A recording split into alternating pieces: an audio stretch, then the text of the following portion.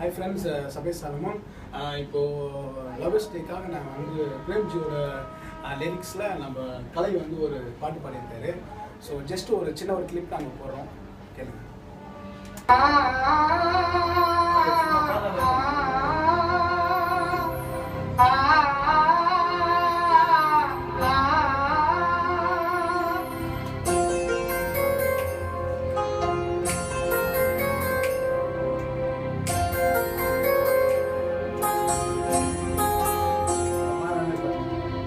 காதல் என்னும் வார்த்தைகளை கவிதைகளா எழுதி வச்சேன்.